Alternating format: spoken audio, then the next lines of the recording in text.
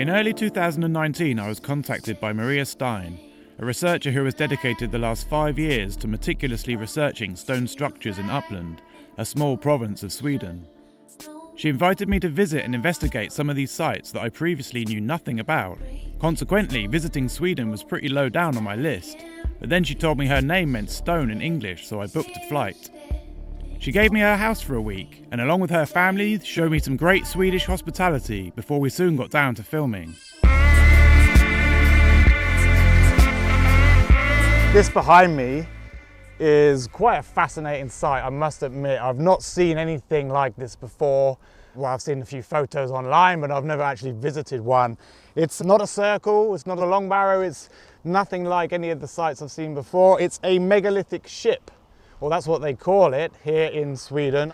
I personally, before I came here, didn't know that there was really megaliths in Scandinavia. But recently I found out that there are actually loads. And I flew in yesterday and I've spent the day with Maria so far, and she has just bombarded me with information. She likes to talk, I'll tell you that now. But she has just bombarded me with information about sites all over the place. We're driving around and she's like, look, there's two in that forest there, there's a mound here, there's a rune stone here. And so I'm a little bit sort of like flabbergasted by the amount of information I have from this fascinating woman. So I'm going to give you a little introduction to this site and tell you a little bit about this, and then I'm going to introduce you to Maria, who is going to be our guide for the rest of this film. So where I am now, I forget the name, please tell me. Västerås. Västerås, okay, that's obviously an awful pronunciation of it, but there are 6 stone ships. You can see these two right next to each other behind me, which look really beautiful. There's one here, one off in that direction, and there's a really small one down here as well. There are also some mounds. You can probably just see that one right next to these 2 ships here. There's about 3 in that direction, but this just keeps going on and on and on. Behind the camera and behind where Maria is sat now, there are some more mounds. There's some other sort of stone structures that we've visited. And there's also this row of stones here, which is I think called the processional road or something like that. Fascinating, as I say. This structure here is really interesting. I'm noticing things that I've seen at other sites around the world, particularly in Germany. Some of these stones really look like they've been shaped on the inside. There's like a flat surface. There's crystals in some of these rocks, and there's like little cuts out of them. There's one over here in particular, it's like the second to last stone there on the right.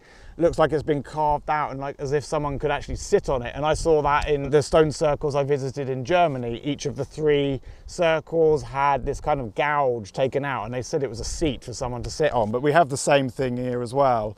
There's a stone in the center of these structures. I'm not sure how significant that is, but Maria has done all sorts of work to do with the alignments. And I'm going to ask Maria to come in now. She's obviously going to say hello to you. She's an expert. She's been drawing all the carvings on the rune stones. An expert reading Olaf Rubek, is it? Yes, he was a historical professor called Olaf Rubek. He's a very important person for me. Yeah. And my work.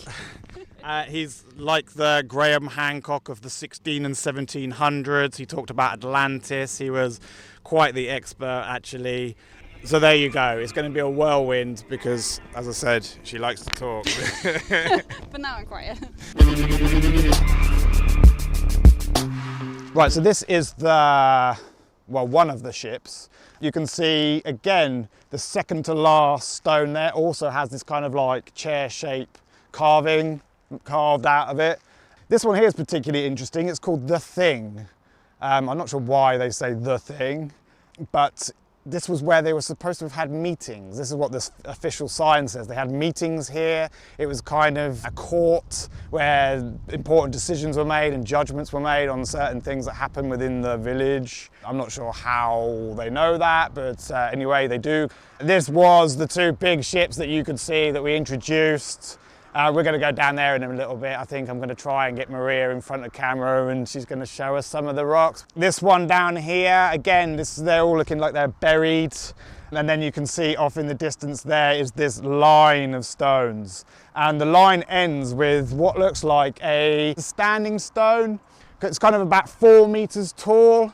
And what's interesting about the standing stones in this part of the world is that they have carvings on them. They're called rune stones, and they have these really quite beautiful carvings on them. Maria, again, has done so much work on these things. I think there's 1,500 of them in Uppland, and you've seen next to 700 of them or something, and she's been drawing all of them, and most of them have these kind of like dragon, reptilian type figures on them. This one doesn't, funnily enough, but most of them do, which is something, again, that we're going to come to. And then off in this direction here, there's a ridge. It's basically like a hill, and it just keeps going off in that direction. It could possibly actually be constructed by intelligent minds, but we're not sure about that. But when you look from satellite, it kind of looks like it's a bit weird because it's so flat around, and then you've got this suddenly these ridges that are covered in stone circles and rocks, and you can probably just about make out one of the big mounds there. I think that one's 14 meters in diameter. The one that we're stood on now is 64, I think, meters in diameter. It's a huge structure. It's a little bit like Silbury Hill in Avebury. This mound is said to be the largest in Sweden, and it's larger than all of the other 11 mounds at this site combined. Maria was keen to point out all of the stones that looked like they had been artificially shaped, with flat surfaces that looked like they had been cut, and she showed us other examples of stones that seemed to have a section cut out of it. She told us how some of the stones have a magnetic effect and played havoc with compass needles, and then she showed us a couple of stones that looked like camel humps, that reminded me of the gunsight style stones at America's Stonehenge that mark certain alignments during the year. There were also numerous stones that had pointy tops, which we called pyramid-shaped stones, a term we will use loosely in this film to describe pyramidal stones as well as triangular and pointy shapes in the rocks. Few of them are pyramids geometrically. Pyramidal stones and stones with sections seemingly cut out of them was also a common feature we saw on our visit to America's Stonehenge. This site was highly impressive, with 10 tiny stone circles and 14 standing stones in addition to the stone ships and mounds. There were also stones that were not attached to any structures at all. You could sense the history and the importance of this site, with links to royalty, particularly during the Iron Age. The row of stones is thought to be a traditional path through which a chosen king would follow on the way to his coronation on the mound. People report positive energies and state that there are several healing places, including inside one of the stone ships. The site has undergone serious restoration, as much of the place was destroyed during the 1600s at the orders of the church, and one can only imagine what it would have been like before this damage was done. That's very important. Yes. Where's next then, tour guide?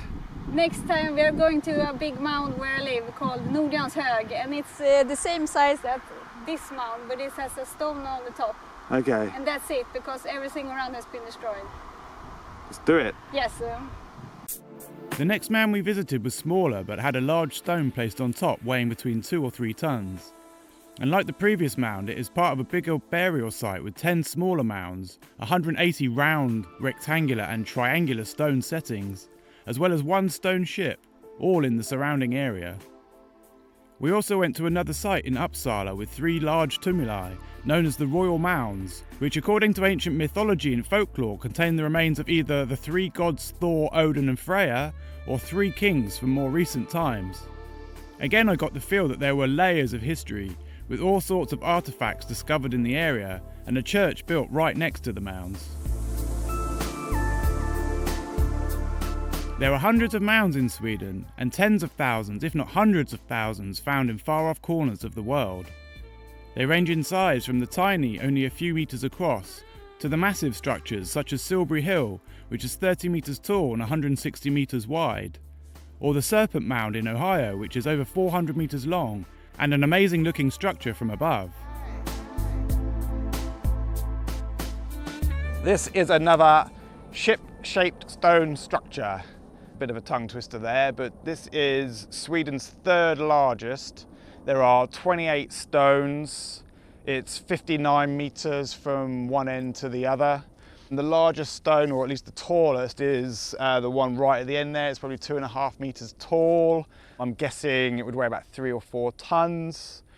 A couple of pyramid-shaped ones. You can see just to the right of that one at the end there is a pyramid-shaped stone that is something that I've seen in a few places around the world, but I'm seeing a hell of a lot in this part of the world, in Uppland. There's another one just over here as well, which is, I'll point out to you. So I'm sure this is pretty significant. Maria has noticed that the distances between these stones are prime numbers, I think, is it? Or what was it you said? 11, 13, 15 okay, meters so they're between. Odd numbers between the adjacent stones within this ship-shaped stone structure. These herbs at the back here is pretty interesting also. They're really good for arthritis. It's a medicinal herb. You kind of make an oil out of it, and it's really prevalent right in the center of this this structure, not really outside very much at all. So I'm not sure if they're sensing or picking up or flourishing with the energies that are in this stone structure. There's some odd stones around it as well. Because it's so overgrown, it's hard to see a lot of them, but there is a few over in this direction. Not sure if they were originally part of the stone structure or what's going on there, but the age of it, oh, there's one over here as well, apparently, Maria's telling me. But the age of it, we're not sure. There's a lot. The sign says Iron Age. So, Iron Age, but it Yeah. doesn't give a date. No, Iron Age. Okay, so it's an Iron Age ship-shaped stone structure. But yeah, it's mysterious, like a lot of these And this places is we also visit. a burial mounds with more structures. There's burial mounds. Oh, what else is here? What does it say on your database? I thought it was like, well, I have to look. Yeah. I think it was 30 round stone structures and another ship that's now missing. Okay, there was a ship that was here and some other burial mounds and things like that. There's also a fort that's on top of a hill as well, which we're going to have a quick look at now. There isn't much to see on top of the hill, and it doesn't really look like any forts I have seen. But they have found artifacts up there, so it's officially listed as a fort on the database I mentioned. This database has collected information on digs and surveys carried out by various researchers and archaeologists since the 1940s, and it is extremely detailed. In Sweden, the ship size varies from 67 metres to only a few metres in length, with varying orientations. The largest consists of 59 large boulders, with a typical ship feature of the stones at the end being larger than the rest. Carbon dating at the site has dated material as old as 5,500 years old, although the majority is only 1,400 years old, and it is the latter that archaeologists use to date the entire site. Sailing was heavily embedded into the Viking culture, so it's natural to assume the stone ships were used for burials, but several universities have found sites without any burial remains, and they suggest they were used for religious or social activities. The number of ships in Sweden is unknown, but on the island of Gotland there is an estimated 350 scattered across the countryside, and there would have been a lot more around Scandinavia if they had not been destroyed to create farmland and build houses, bridges and castles.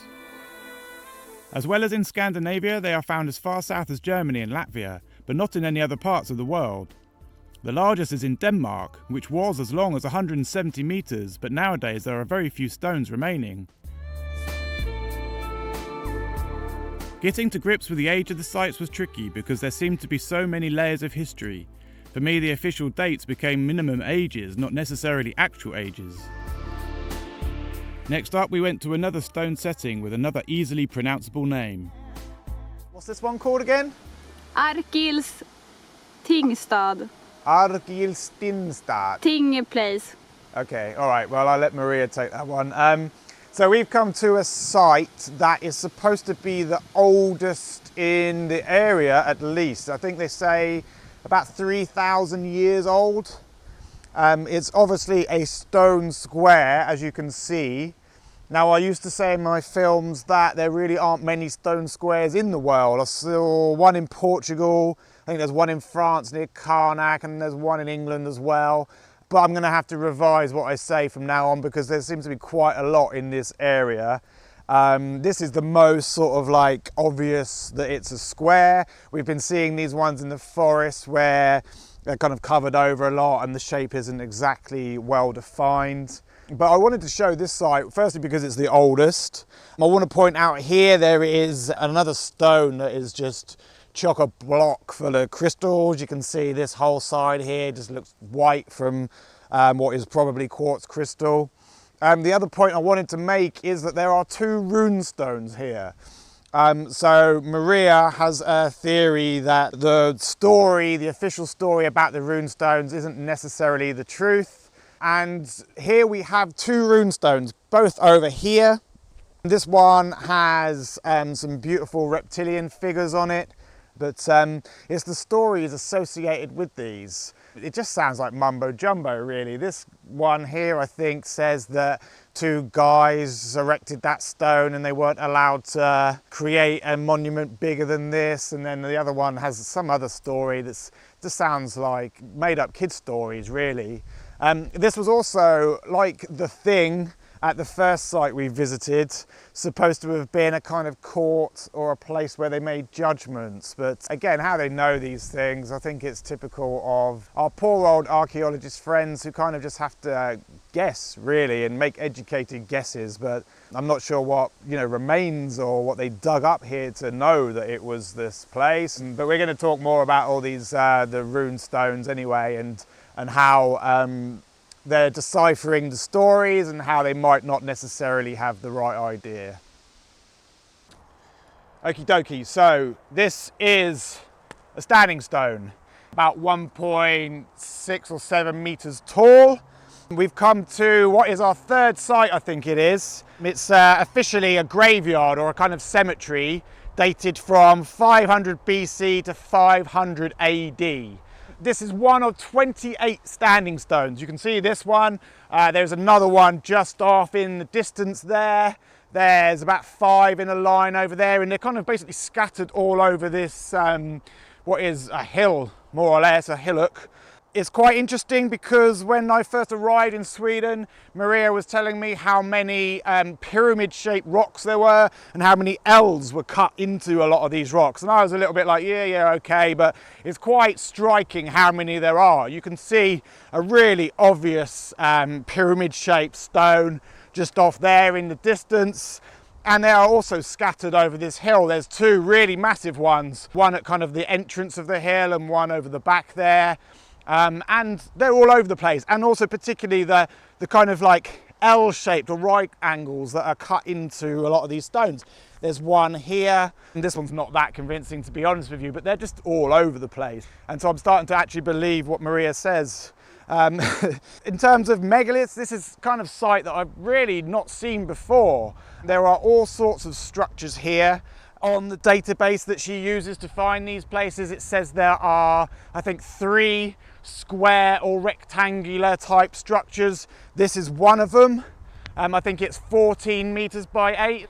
And this one I find particularly interesting because it reminds me of some of the dolmen I've seen around the world. I mean, in places like France, for example, you've got these structures that are called dolmen and they're just really old, so there's basically nothing left. And you have a kind of hole in the ground with some what would have been orthostats around the outside and possibly some remnants of some capstone. So this could be a really, really ancient kind of like rectangular barrow or dolmen type thing, I guess. I'm not sure about that, but I'm just sort of like trying to sort of see what I've seen around the world in different places. They also have 70 what are kind of just like piles of stones. There's one about 20 meters over there, and again they're scattered all over this hill. I'm not sure what they were. Again, they're supposed to be burials. I'm not sure how many bodies they found here, but 0, Maria's saying. Burnt bones, there we go. So they found some burnt bones, so some cremated remains, and that's why it's suddenly called a cemetery, but we can only guess at that, really. But it's fascinating, absolutely loving this. We're gonna go to, there's another ridge about 1 kilometer from here, so we're gonna go there, and there's all sorts of standing stones and I'm sure pyramid-shaped rocks as well. Okay, so we've come to another site with God knows how many standing stones. About 40, I would guess. There's also some circles, a square, and some burial mounds. There's a stone triangle. This is supposed to be a gateway. That's what some of the dowsing community have said. It very much looks like that, like an entrance to this area, this like kind of hill basically. We're seeing a lot of the stuff that we've seen at other places. There are these like cuts out of stones. There are plenty of pyramid shaped stones as well. It's a little bit like a graveyard because you've got these standing stones all over. Like I've seen them before in lines, you know, like Karnak and these places, these stone rows I've talked about before. And they're obviously in circles, and then you've got menhirs standing on their own, but I've never seen them just kind of like dotted all over a hill basically. And I've seen different sites now where they're just covering these little hillocks that are raised above water level. This area around here used to be flooded. I'm going to link up the website that Maria uses that shows where all these hillocks are that are covered in standing stones. She said there's like 13 off in that direction. There's basically all these ridges going through the countryside where they're just covered in standing stones. It's amazing how many sites and stones there are in this area. They're just literally all over the place. Even driving here, which is like a 40-minute drive, just like pointing out places like, oh, there's some here, or there's some there, there's burial mounds there, there's circles there, there's stone settings there. And as I said, this website that Maria looks at is really brilliant because it just tells you exactly how many of these different shaped stone settings and different menhirs and barrows and all these kind of things that they've got. So we're going to go through the portal. Yeah, let's just walk, shall we? Are you all right to walk with the camera? Do you think you can handle it? Yes. Sure. We'll see where the stones are. Yeah, I'll point them out as we're going. There's two off there. One is pyramid shaped, the one in the far distance. I mean, the lighting is pretty bad because we've got loads of trees and the sun's starting to set. Careful as you're walking around here. There's one just there. There's, I think, 7 or 8 off in that direction, and then there's another sort of like 7 or 8 grouped over there. But to save Maria tripping up and killing herself, we'll switch the camera off and we'll start back over there. Basically, this one would have been on top of there and it's just fallen, but it just looks like it's been sliced in some way by some magnificent machine or tool or something. It's not a perfectly flat cut. There are 2 other stones, one in that direction and one in that direction, where it looks like it's been kind of cut or cracked or something and then just left there. You can see this line. This is, there's 1, 2, 3, 4, 5, 6 here. There's 3 just off in that direction there, and then there's another group of what looks like about 6 or 7 under those trees over there. So as I said, there's a total of about 40 stones. One thing about the pyramid shaped stones, like skeptics would say that they could be natural, and that is true.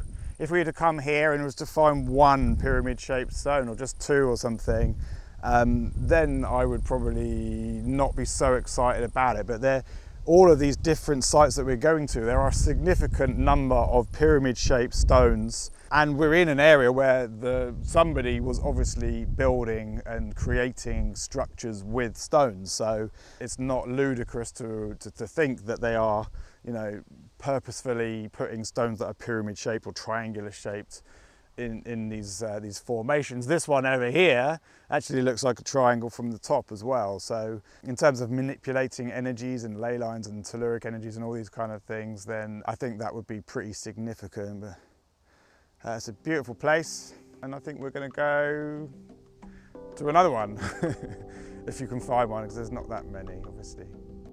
On the way back, Maria was pointing at so many places I challenged her to show me one. So she dragged me into the woods to see a hidden site that has not been visited for decades. You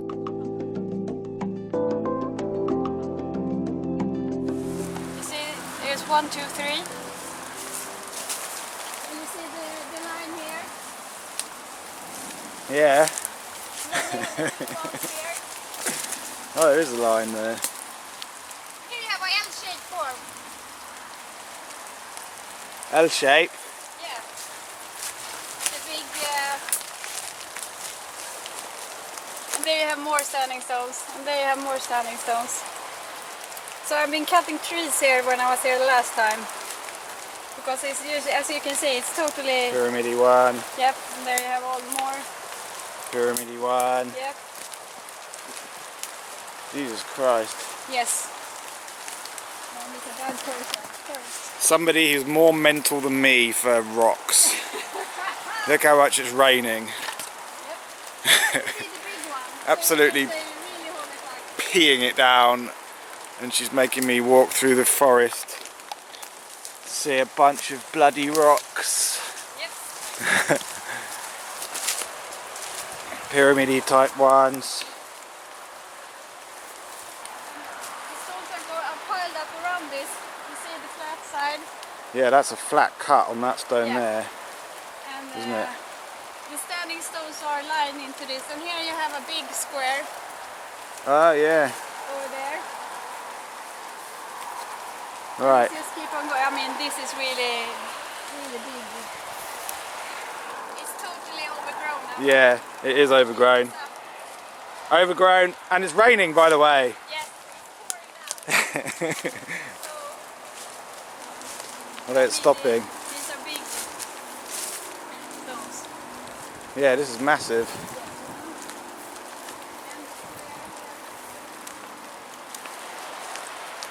It's nice geometric shapes to be natural. Beautiful area. So you see a big stone with a square angle. I like to call that. It's now really shitting it down, isn't it? Yeah, so, I mean, I'm soaked now. So. Soaked. Stone by name, stone by nature. Yeah, I think I'm gonna wear my swimsuit. Luckily, the weather cleared up after that, and it was not long before we stopped again. Okay, this is just a little clip to show. There's supposed to be 9 standing stones, but I can only see there's 3 here, and then 1 there. Interestingly enough, there's crystal in these. And it is basically right next to a farm, which you'll be able to see over here. And there's a story of a UFO chasing a farmer. Be able to see the farm there. I think it's in the 1970s. A farmer was chased by a UFO. And I think there was 14 witnesses. But this is just to show you again how these stones are in the middle of nowhere. We're actually driving to a place on top of that hill, I think, to see a stone. All right, so this is the second biggest rune carving in the world, I think. We're not 100% sure about that, but it's flipping massive. This rock here is covered in it. I mean, it's certainly the biggest in this area, in Uppland. There's a huge dragon on it. It's a bit creepy because it's kind of got its fingers interweaving. There is a massive cross up here. And from what I was saying earlier about how to say that this is a cross is open to interpretation, this one could easily be a flower and it's got dragons coming out of it. So to say it's a cross is dubious, let's put it that way. It's got the longest inscription. It's quite funny reading the sign, to be honest with you, because there's 9 names in it, and it's like Hamming, Sjalve, Johan did this for their father Finnvid, and Vargas and Ragnarfrid did it for their mother, and Ingregard and Calv and Gardar, and so The stories were the same at pretty much all of the runestones we visited. Maria has kindly translated what they say on the information signs, which are telling us what it says on these runestones. So on this one it says, Ingold and Hemming, they raised these stones after Ulf, their father. I mean, the explanation for why this was carved is that a guy called Vigga carved this for his son, and also a guy called Faslog carved it for his brother Feluga. I mean, obviously, again, my pronunciation isn't the best, but they've got 2 explanations for why this was carved. This one says that in Gula, he raised these stones after Björn, his brother, and Gurlug after his son. So I'm not convinced by the stories we're given, but I'm also not an expert on the language, and we don't know exactly what it was like to exist in their society, so maybe the stories are correct. The stones were literally all over the place, more than 1,000 in Uppland alone, and luckily most, but not all, have modern red paint to show the carvings, which are pretty hard to see without it. They are called rune stones because of the letters carved around the outside from the runic alphabet, an alphabet used to write various Germanic languages. Nobody knows the origin of the runic alphabet, but there have been numerous suggestions, such as Etruscan and Old Latin, due to the similar letter shapes. The migration of the language from southern Europe is backed up by the oldest runic inscriptions being found in Denmark and northern Germany, dating from around 150 AD. It is thought to have been transmitted via carvings on wood and smaller stones, as well as other items. Language is so dynamic and constantly evolving, making it a difficult topic to study. The runic alphabets, for example, can be divided into 3 subsets of alphabet, and these break off into smaller branches from different parts of Europe at different times. There are the Scandinavian variants and the Anglo-Saxon variants. There are links to the Gaelic Ogham, a Celtic script which we saw on a standing stone in Ireland, and there are also links to Baltic languages. The runic letters are still used in modern times. For example, the Bluetooth symbol is the combination of 2 runes.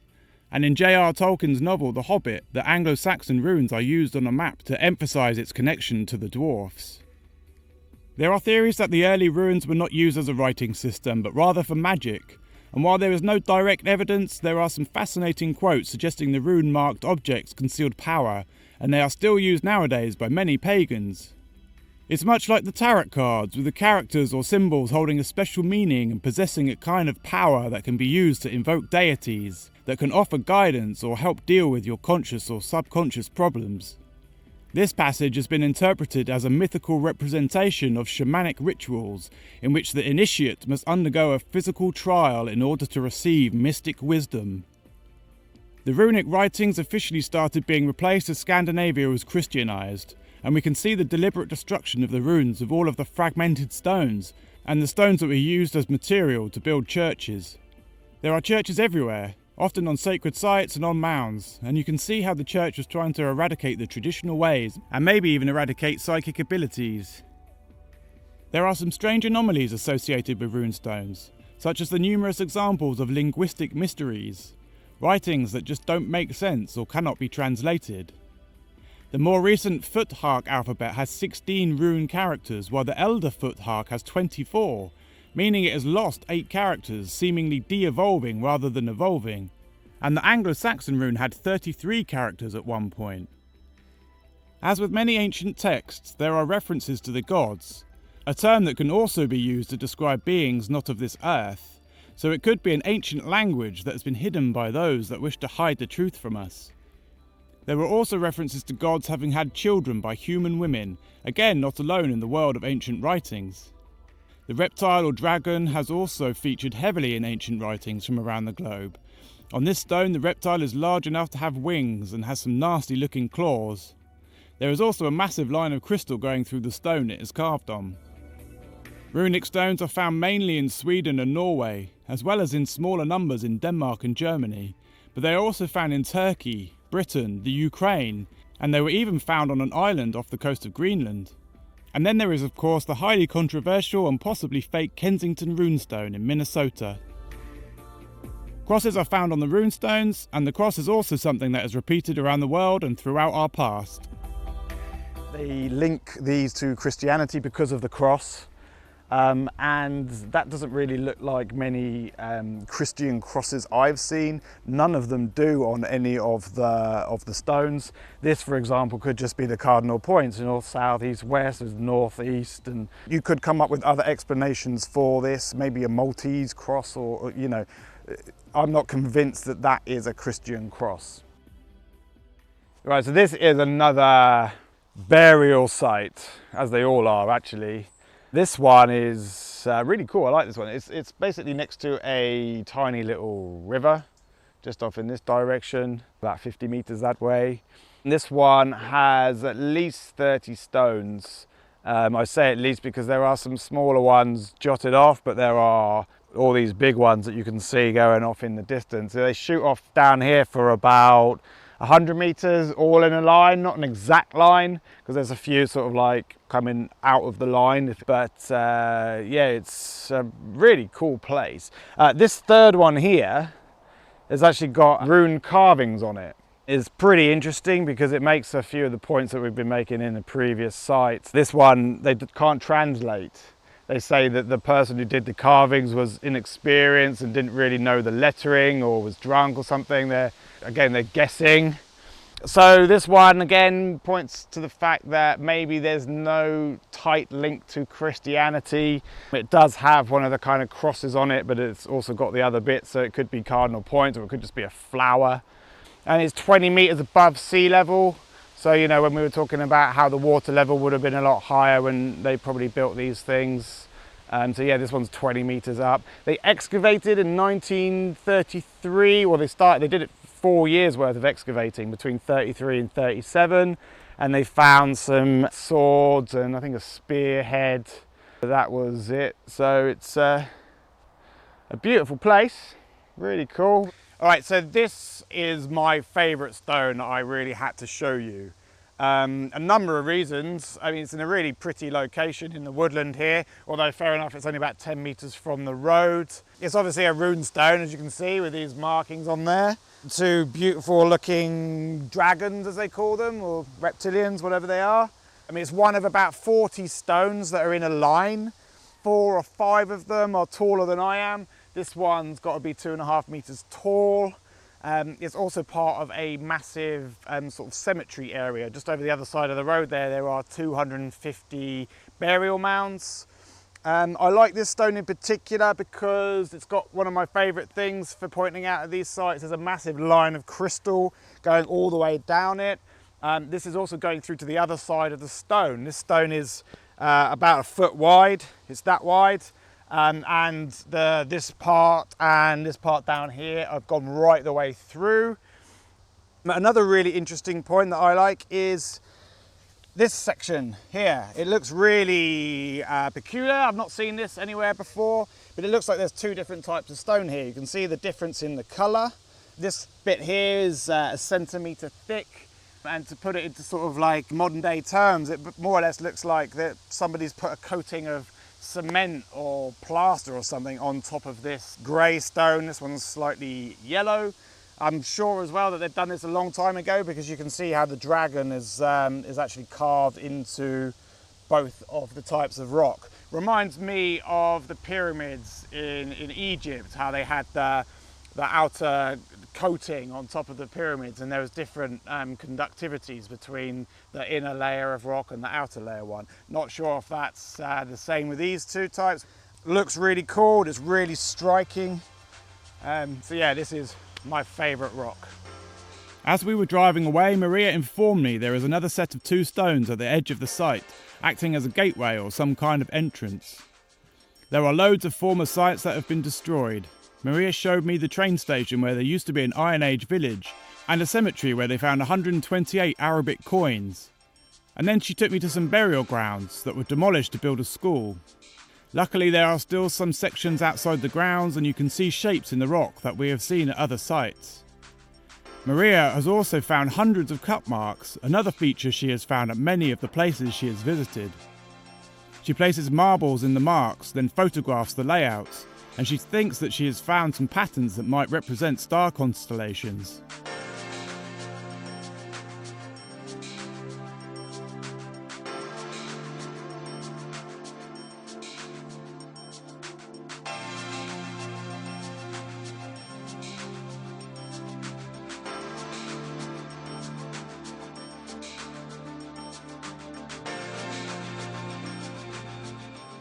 We've come to a burial site, one of, well, hundreds in the area actually.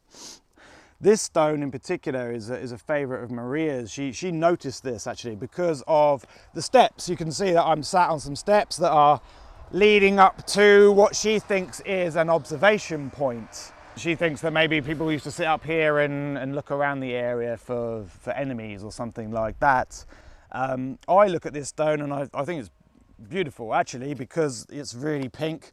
You've got a very sort of red colour on this side, and then it's grey on this side of the steps, which is fascinating in itself. There are some stone settings here. I think there's some circular little stone circles. There's all sorts of pyramid shaped stones. Again, we've been seeing this all over the place. But the most interesting thing about this site was we basically met up with two lovely people, Anne and Roland, who are part of the Swedish dowsing community, and they've got all sorts of dowsers here. And they've been telling me some really fascinating things to do with crossing of energy points here, Hartmann lines and Curry lines, and there's two massive ley lines that actually cross about 60, 70 meters in this direction. There's supposed to be some energy lines coming from different points into this stone. They noticed that different stones in this area, in this burial chamber, have different colours to them. Now, I'm a scientist. I study genetics and I'm a science teacher at the moment, so I'm skeptical when it comes to these kind of things, or I used to be, if I'm honest, but the more I visit these sites and the more people like this I meet, the more open-minded I become to it. And they showed me a stone off in this direction, about 100 meters off in that direction, where they said that there was some energy coming in from different planets. And I could actually feel it. Well, they were saying that there was a beam coming into the stone, and I like to go from an area where the beam isn't and slowly move my hand into it, and you can really feel the difference. So it just feels normal when you're outside it, and then when you cross into the beam, it's almost like little pins are sort of like touching the underside of your hand. I kept it in this energy beam for a couple of minutes, and I could also feel it going up my arm. This is something I've noticed at places around the world, a stone circle in Poland, Avebury. I mean, I can list certain places where I've felt an energy and certainly felt it like entering my body. So it's fascinating. I'm becoming more and more open-minded to these energies. She was particularly aware of all these things. She even sees spirits when she comes to these sites. So they're really fascinating stories, that's for sure. And they were lovely. They brought tea and cake, and they're also going to show us a couple more sites as well. Anne and Roland took us to a large partially buried boulder right next to a church that they say has a strong energy coming out of it. But my mind was so busy trying to take in all of the sights we had seen, I think I was just too distracted to feel anything. I've only been in the country for 6 days, and Maria has absolutely bombarded me with all these different megalithic structures, and I am extremely tired, but there you go. I wouldn't have it any other way. But this is our last. It is a ridge. You can obviously see these stones behind me, and they stretch off in a line for what is probably about 300, 400, 500 meters. We're not exactly sure. So many standing stones in this area. I think 1,500 to 2,000. I'm so vague because Maria hasn't counted them yet from this database, but even that database hasn't counted all of them. You get smaller ones that haven't been counted, and you also get others that are just in the woodlands on their own. So I'd say minimum 1,500, but it could be 2,000 or 2,500 within this 150 square kilometre area. So yeah, here's a line of, I think there's about 6 or 7 here. We're basically up on a hill, a long thin hill, which is just what a ridge is for those non-English speaking people. So we are probably about 20 or 30 meters above sea level. You can see just off here how high up we are.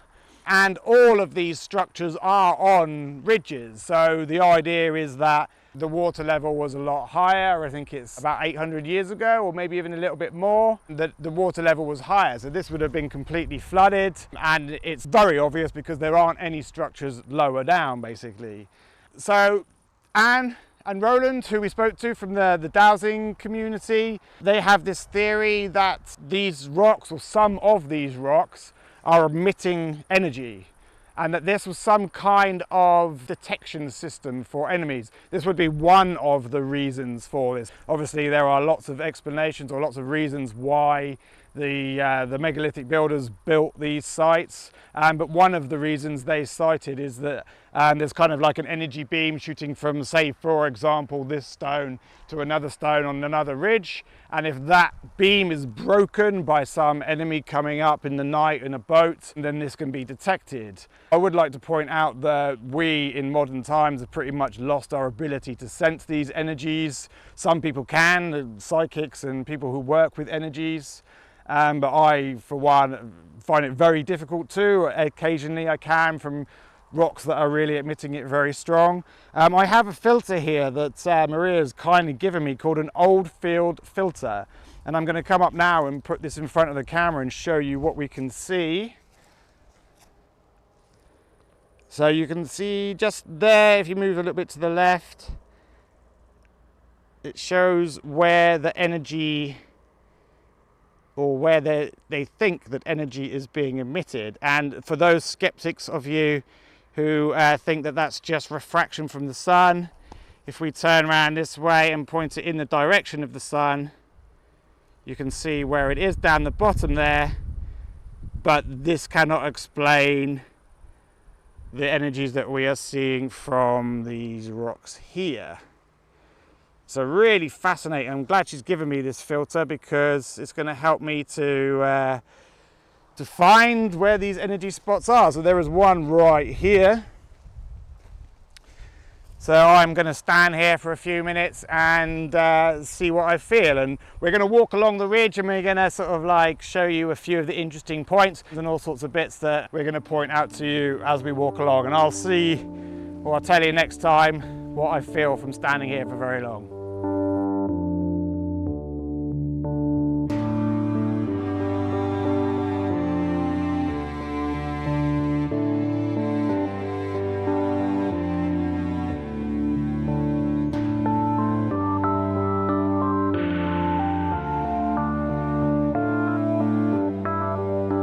Alright, so we are about 150 meters along the ridge from where I was trying to feel the energy. To be honest with you, I didn't really feel much, a little bit of maybe tingling, but nothing strong enough for me to say, oh, I definitely felt energy here. Nothing like I have in previous sites and with previous stones. It's also a bit difficult because it's quite windy and I'm not so sensitive to it, so there we go. There's a group of stones just off on this hill here that's going up. This ridge kind of goes up and down like this.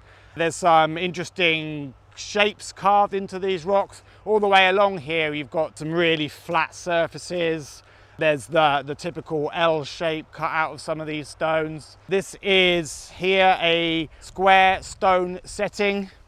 You can just probably see the edge of the corner here of the square, and then it goes basically around here. Must be, I'd say, probably about 10 meters in width. There is another group of stones just here.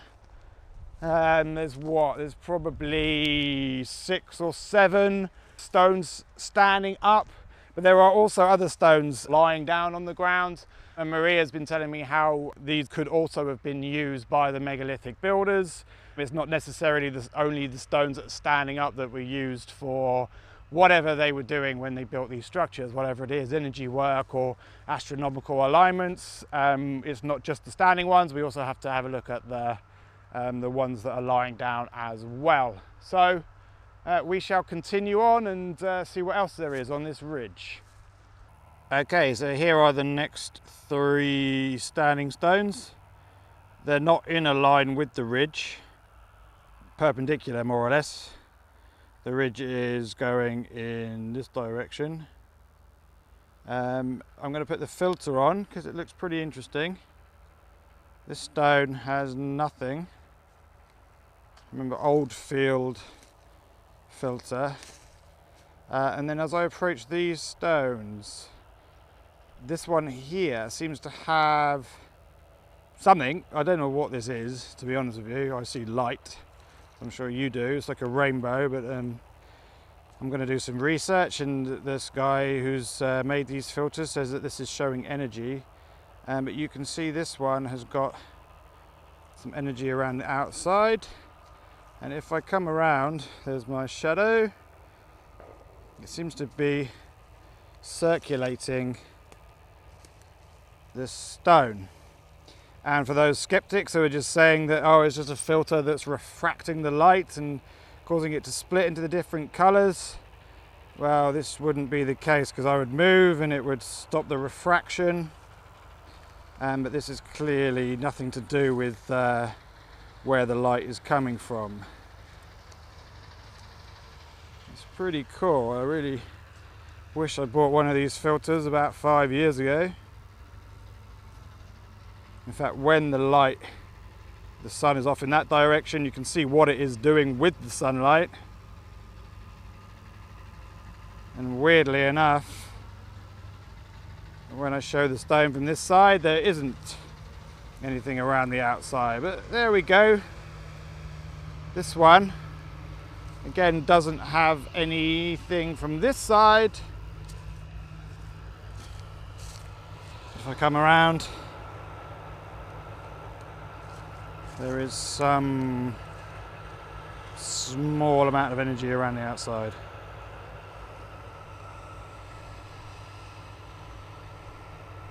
Curious. We shall continue on in this direction. I'm just going to walk with the camera for a second. We're not far from the end now, actually. We've probably walked about 300 meters. There are stones all over the place.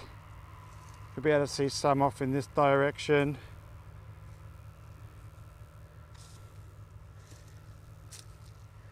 This, I think, is a stone setting.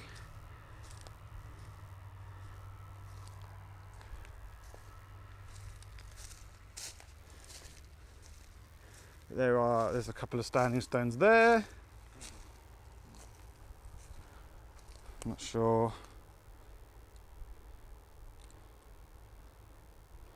What's going on with the filter? Oopsie. Two here actually. Doesn't really show much, does it? You can see some tumulus, some little burial mounds. There are quite a few over in this direction as well. And there's some really interesting stones. The end is probably about 100 meters in that direction, and there's some stones I want to talk about over there too. The Oldfield filter splits light into different frequencies, appearing as the rainbow colours we saw. It's hard to know what we are looking at, but it seems to at least show that some of the stones are different to others. You can see that there are stones that have no effect and stones that seem to be emitting energy or light themselves. Harry Oldfield, the inventor, says he invented the filter to investigate spiritual photonic interference and claims the filters show energy fields and even invisible entities. I personally remain open-minded and will continue to play with the gift Maria gave me, as something is clearly affecting the light. The ridge is covered in hundreds of stones, sometimes seemingly organised, such as the square, the circle or the mounds. There are 3 or 4 sets of 3 stones that are staggered in height. Facts prove less than opinion. Test the $300 trillion world debt on killing and death satisfies the 1% cause they get what they came for. There are areas where they are in a line and areas where they are just scattered. And the poor stay poor. The rich get richer and the poor stay poor. Then we got to the end of the ridge. The end of the ridge and the end of the film. This stone, I think, is magnificent. When we first came here, this is the second time we came to this site, I was drawn to this stone and I had a lovely meditation. For those of you who are into these kind of things, most people who come to these sites are into these kind of things, but this stone is beautiful, if I may call a stone as such a thing. There is another pyramid stone. It's probably about 50, 60 meters in that direction. Not sure if it's significant that they're on opposite sides of the ridge. So yeah, that's about it. That's, I think, all I've got to say. Please subscribe. Check out some of the other films on my channel and all the other amazing channels that are out there to do with these megaliths. So it was an eye-opening trip to see so many megaliths in an area of the world not famous for its megaliths, to see such a variety in structure, Ships, lines of stones, squares, circles, mounds, the mysterious runic inscriptions, crystals in rocks, flat surfaces, pyramidal stones, and all with links to the northeast of America and other places around the world. I left thinking the ancient sites in this area form a large and fascinating piece of the puzzle, which shows us what our ancestors were up to. Now where's next? Next we're going to Knutby, Yeah. where there's more stones. Knutby? Knutby. Jesus. I just want to show you. Fucking hell, way. You alright, chicken?